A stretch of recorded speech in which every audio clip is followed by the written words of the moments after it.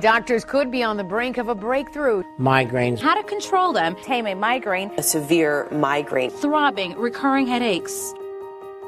Given all the noise, navigating the migraine experience can be confusing and scary, but you do not have to do it alone.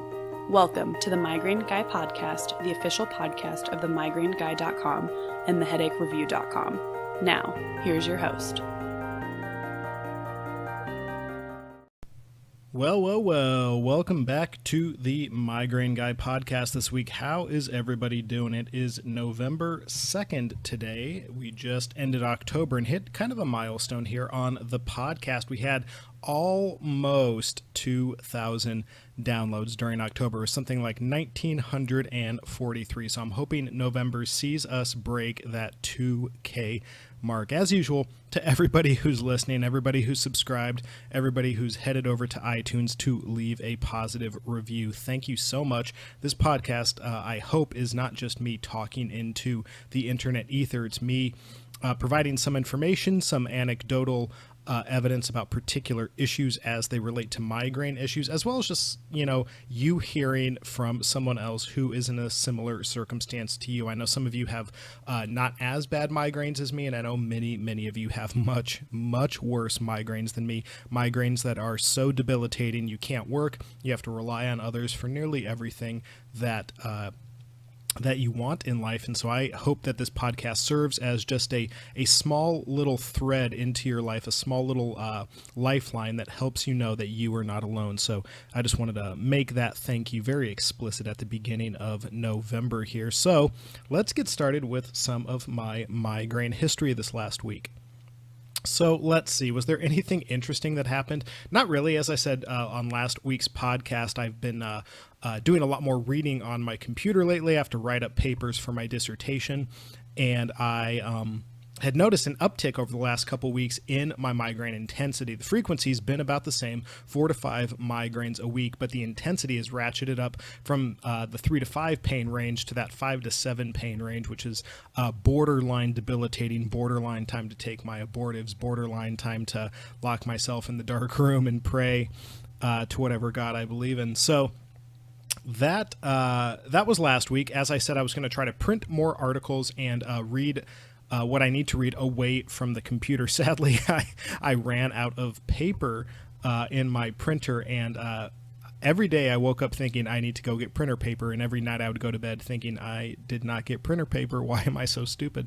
So I wasn't able to print out the articles. Well, I wasn't able because of my own doing. So I forgot to get printer paper, and so I did not print any articles out this last week, but I did consciously remember, I tried to set a bunch of reminders, as well as just kind of had this mantra for myself: if you're going to sit at the computer, use your migraine glasses. If you're going to sit at the computer, use your migraine glasses. And migraine glasses might sound like a bit of a gimmick to a lot of people, and there certainly are a tremendous amount of gimmicks out there, and there are certainly a tremendous amount of things that might work but are ridiculously expensive, or at least prohibitively expensive for the average migraine sufferer. Migraine glasses, for me, work really well. Light is a tremendous not only trigger if exposed to for long enough amounts of time, but also a way that my migraines get worse if there is already one going on. And so things like fluorescent lights and computer screens are just very, very painful if I am in the throes of a pretty serious migraine.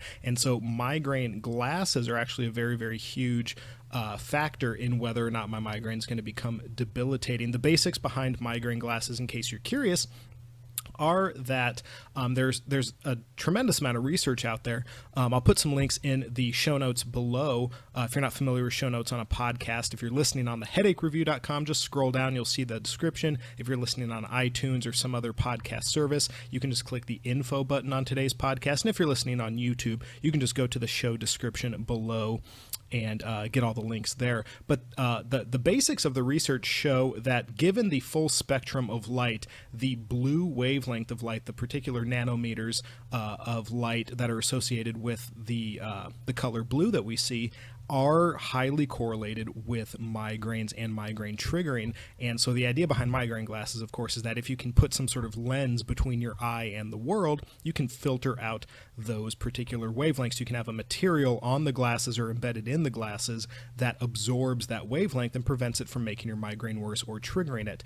And so I wear my migraine glasses probably more than I should, but they're a huge godsend for me. And so this last week, while I was reading a lot of articles, I have been on the computer, since I am a moron and can't remember to get printer paper. I've been wearing the glasses while I read on the computer, and while I'm still getting, my normal amount of migraines, about 4 to 5 a week, I am noticing that even though I'm staring at the computer screen for hours on end, sometimes my migraines are ratcheted down about to that 4 to 6 pain level instead of the 5 to 7 that they were the previous week. So I feel pretty confident that it was pretty much exposure to LCD screens for the last couple weeks that has been triggering my migraines, upping them into that almost debilitative pain stage. And so migraine glasses have allowed me to ratchet back the pain just enough so that I can continue to get the work done that I do. Now, this isn't, some sort of sales pitch for migraine glasses. I'm not mentioning any particular brands, though I do have a brand that I do prefer.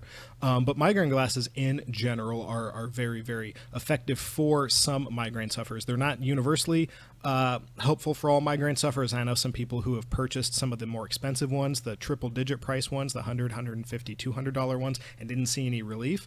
Thankfully, some of those companies have pretty good return policies, so you're not out that $100, $200, but it is not something that every migraine sufferer is going to see relief from. But it's the kind of thing that if you're going to be, if you do notice, if you're keeping your migraine diary pretty up to date, and you're noticing that when you're at work where there's tons of fluorescent lights and you're exposed to a computer screen, or if you're doing just a normal computer job, maybe you work from home and you're just looking at your computer a lot, and you notice that as you look at the computer 2, 3, 4 hours, the headache and migraine pain really starts to increase over that time span, then migraine glasses might be the kind of thing that you would want to look into.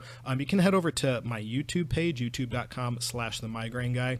There are a bunch of videos not only explaining a little bit more of the science behind migraine relief glasses, but also reviews of some of the top brands, the Somni Lights, the Axon Optics, and the TheraSpec brand. And so if you're thinking about any one of those, I would definitely recommend looking at those videos. Look at all of them. I have my preferred brand out of those 3, but you might find that one of the other brands works better for you, or you like the styles differently on others. And I do have some discounting codes that you can get if you go to the video description on those videos. So yeah, the last couple weeks has been not the last couple weeks, the last week has actually been a better migraine experience for me, back, like I said, to that 4 to 6 pain range with the migraine glasses while I continue to read and write on the computer. And so that was really the biggest update. I just wanted to let you all know that I did notice some relief by not stopping staring at the computer screen, but interfering with the computer screen's ability to cause a migraine of a 5 to 7 pain range in me. So that was a very welcome experience. So let's see here. I think that's all I want to talk about myself this week. I guess I have rambled for nearly 8 minutes anyway. So with that being said, let's get to some migraine news.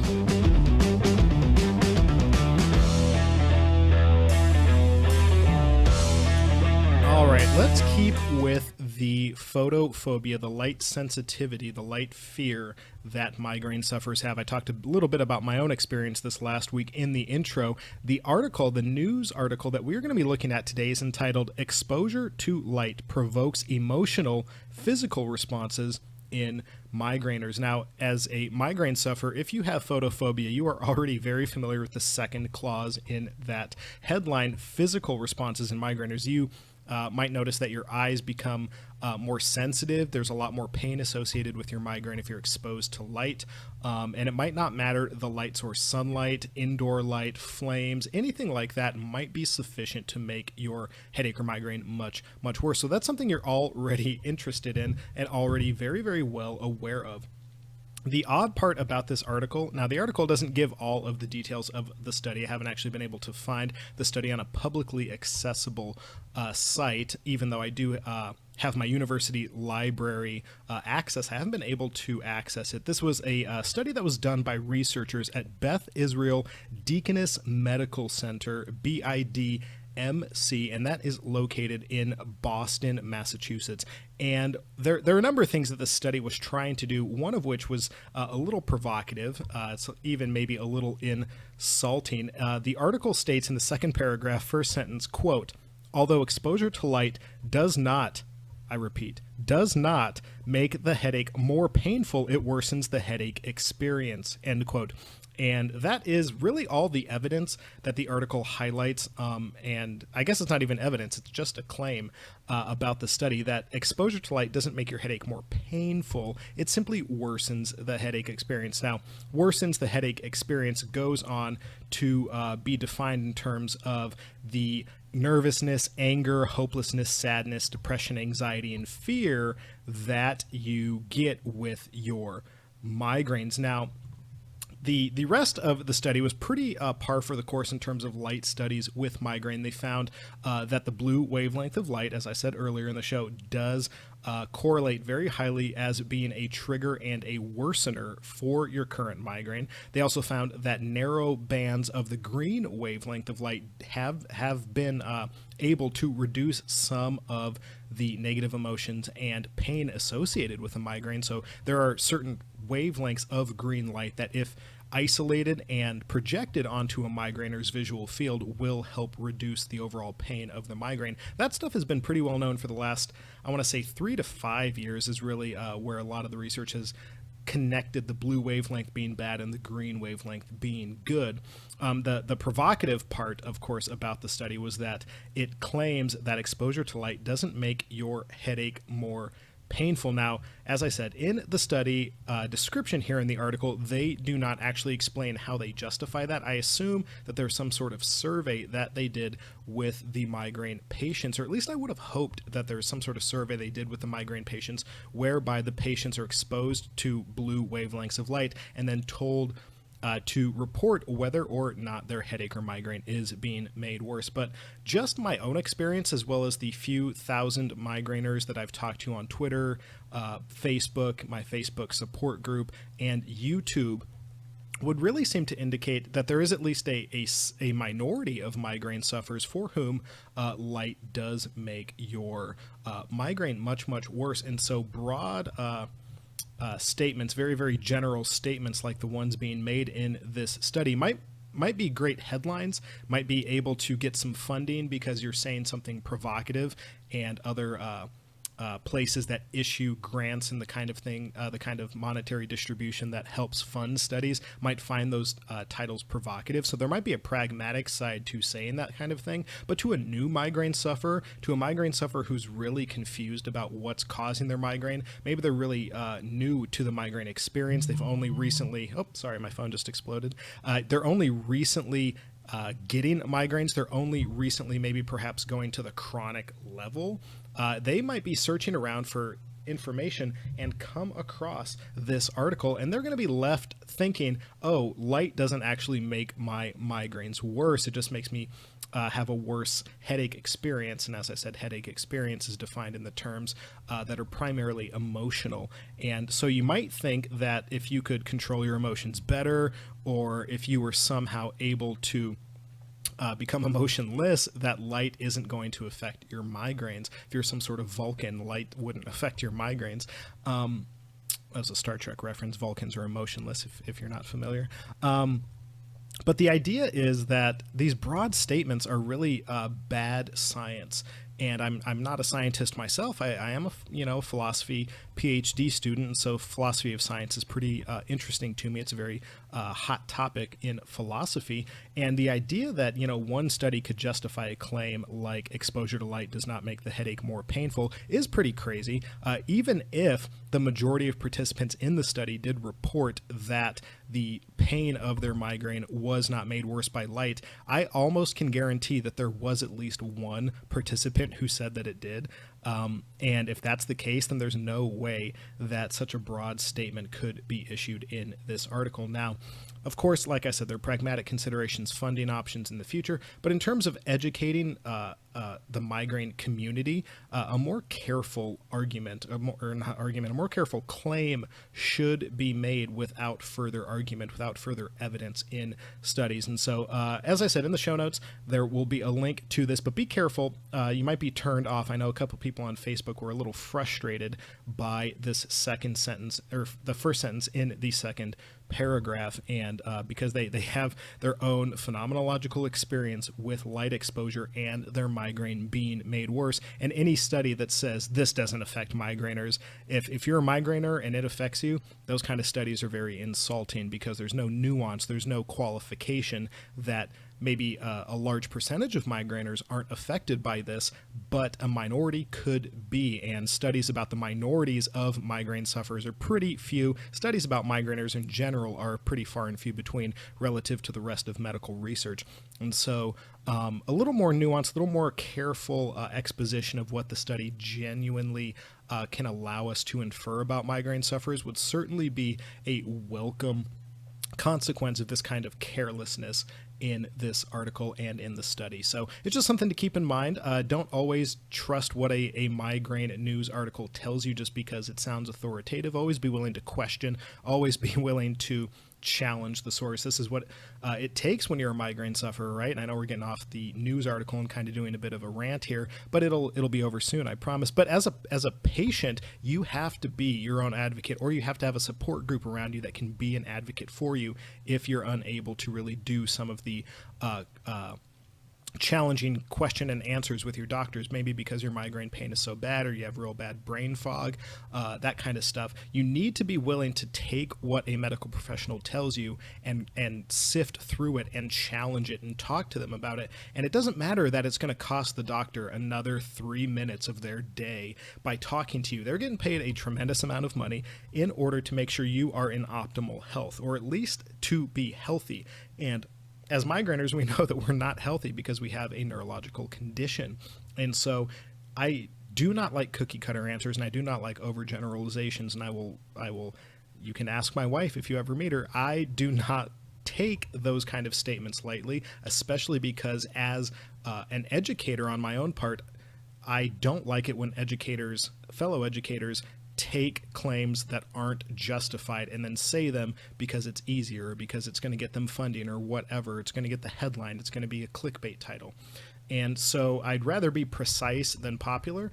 And many of the doctors I've talked to would probably say that I'm not popular with them because I tend to fight back a little bit. But you have to be your own advocate. The doctor is not you. They might have the best of intentions, the best education, the best medication available, but they still don't know your experience. They rely on you to not only properly accurately convey your experience to them so that they can help you with treatment options, but they also need you to fight back a little bit if what they're saying doesn't make sense with you, if it doesn't add up. And so when you're reading articles and talking to doctors and asking for help on the internet from fellow migraine sufferers, be willing to say thank you for your input, but, and then list why you are hesitant to employ the advice that they're offering. So that's the end of the migraine news. The study clearly links that the blue wavelength of light hurts migraine sufferers, at least emotionally, according to their findings, that the green wavelength, or at least portions of the green wavelength, can be therapeutic, but the idea that light is not at all associated with an increase or a pain association in your migraine is pretty crazy. So just keep that kind of stuff in mind when you're reading the article, but it is interesting, and more research is being done for migraine sufferers, so that is almost always a good thing.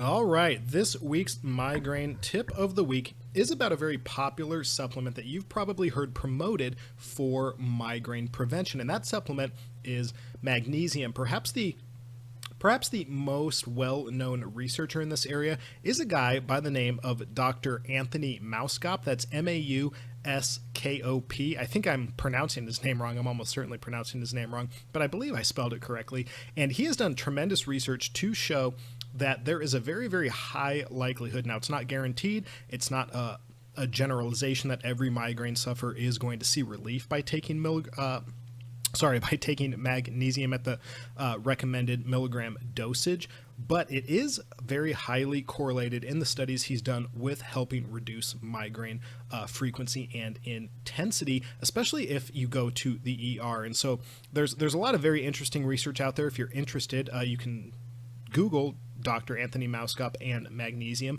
I'll try to put a couple links to some of his more well-known studies in the show notes, but a couple things that his studies have shown are the following. First, if you're going to be taking magnesium for your migraine to help prevent and stop the migraines from occurring as frequently, what you're going to want to do is take magnesium in that 400 to 600 milligram dosage. A lot of magnesium supplements, a lot of the ones that I ran across when I first started taking magnesium a few years ago, was that the supplement pills that you get typically are in the 100 milligram range, and that is not sufficient to help your migraines. You have to be taking it, at least as far as the studies show, you have to be in that 400 to 600 milligram dosage range in order to really see the effects that the studies show magnesium can help migraine sufferers at.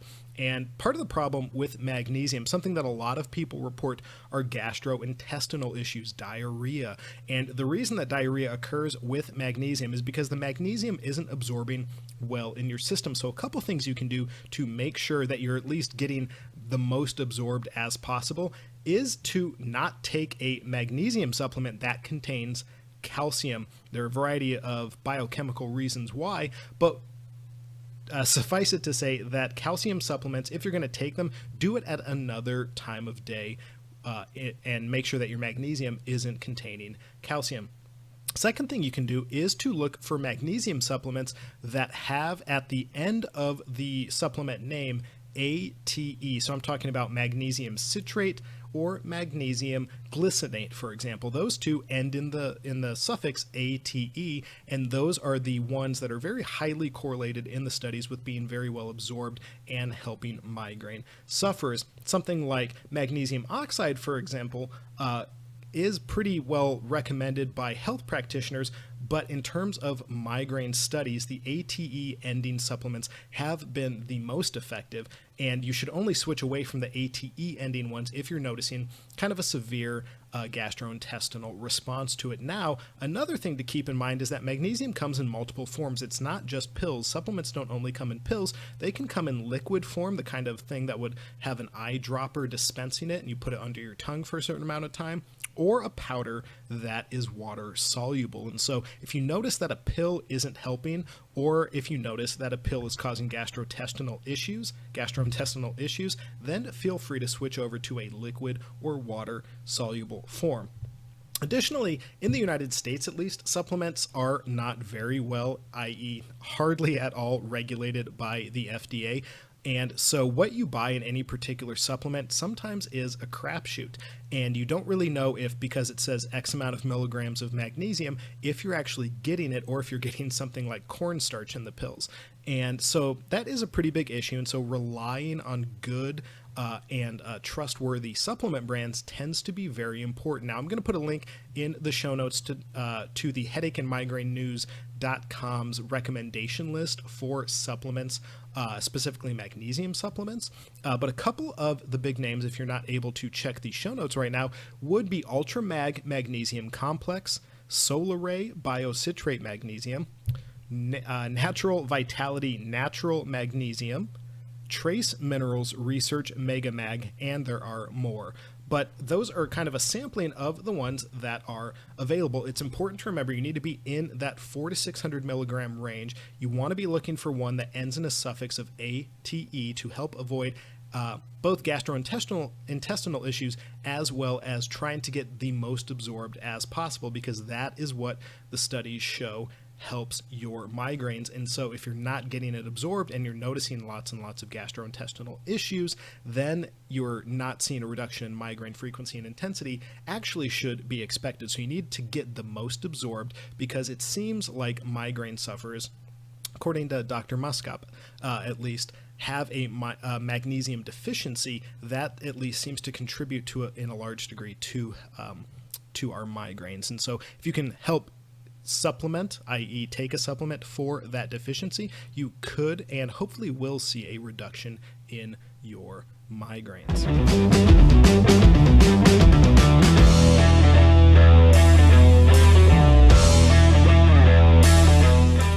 Just like that, we are wrapping up the first podcast of November 2017. Thank you so much again to everybody who has been downloading, who has subscribed. If you have not, I'm going to beg you here to go over to iTunes if you're listening there, or on Apple Podcasts, and leave a review of the show. Leaving reviews, as I say every week, helps it rank higher in search results for migraine podcasts, as well as helps other people who might have an interest in migraine but don't search or haven't thought about a podcast for migraine find it. It'll show up in the recommended section, and that is pretty cool. Also, as I said last week, Migraine again has started a mostly interview-based podcast where they take a particular specialist in a particular area of migraines and ask them some questions and get their answers. Now, some of the people who have been interviewed so far push a particular product that they're associated with, and so sometimes that might put you off a little bit because it might sound like a salesman, but the information overall is pretty good, so I would definitely recommend at least checking out a couple of those podcasts. But as usual, this remains your number one migraine podcast, I hope, and I hope that you'll leave a review. I hope you'll hit the subscribe button if you have not, and if you need to chat, if you're looking for migraine support, feel free to search the Migraine Guy support group on Facebook. If you need up-to-date and weekly information about migraines, not even weekly, daily information about migraines, make sure to subscribe or like my Facebook page, my YouTube page, my Instagram page, my Instagram profile, I guess, or my Twitter account. All of those, of course, you can find just by searching the Migraine Guy. I try to respond to everybody who messages me. Sometimes it might take me a day or two, but I'm pretty sure I have a 100% response rate on every single social media platform. So make sure to hit me up if you have questions. I don't know that I will have the answer, but I will very likely be able to point you in the direction of a person or an article that has an answer